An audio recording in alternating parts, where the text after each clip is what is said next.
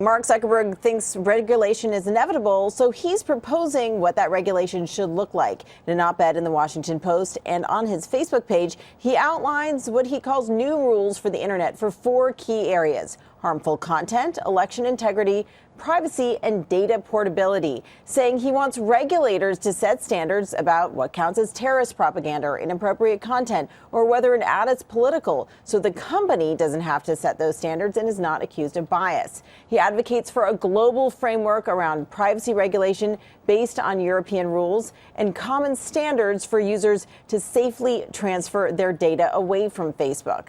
Now, pleas for laws to follow won't help with pending investigations, though. There are pending investigations by the FTC, the Justice Department, and the SEC. And just last week, HUD charged Facebook with housing discrimination. But this new op-ed here could help Facebook with calls from both sides of the aisle in Congress to regulate all these issues and even to break up the company. So what do analysts think? SunTrust Yusuf Squali saying that Zuckerberg's suggestions are a positive because A, it puts the onus on resolving these issues on regulators.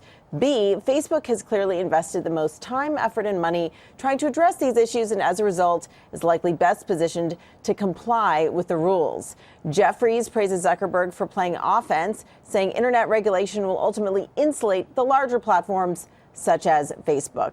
But this does come amid reports from India that widespread fake news on WhatsApp there could impact the upcoming Indian elections. So Facebook's problems are far from over. Becky, back over to you. Hey, Julia, before you go, I just had one question, which is when you think about this, there's been, some people think this is a very genuine effort to bring regulation to the fold. There's been some cynical takes in the papers, including one in the Wall Street Journal this morning, suggesting either this is a head fake or that this is a bad idea or that this is really just an effort to entrench Facebook.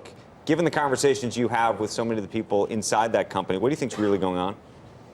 I think that they know that they're going to be regulated, so they want to be part of that conversation. And I think that this is, all very strategic here. Zuckerberg is actually planning to go back to Capitol Hill.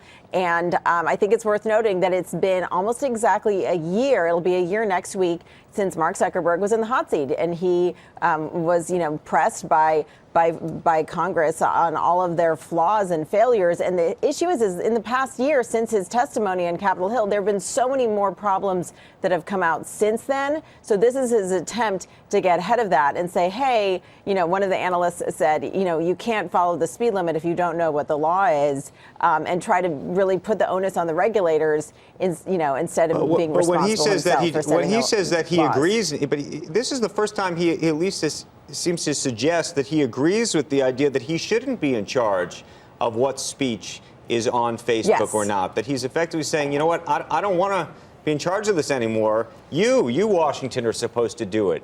What do you think was the change of heart? For many years, Facebook insisted that it could self-regulate and that it would adopt GDPR, which is the European privacy regulation here in the United States, and that they would be on top of these issues. I think that what's become evident in the past year since his Capitol Hill testimony is the idea that he's going to get in trouble for setting the rules. He's going to get in trouble for defining, say, what hate speech is and whether a group is a white supremacist group or a white nationalist group. We just saw that issue come out last week. Sort of how do you draw the line there? And instead of being responsible for, addressing those issues, he's better off letting someone else write the rules. I also just think that it's kind of remarkable that in the past year, since he testified, not that much has changed in terms of criticism of Facebook. In fact, even more different either organizations in Washington or around the world have really piled on concern about him. So I think he thinks this is the better strategy now.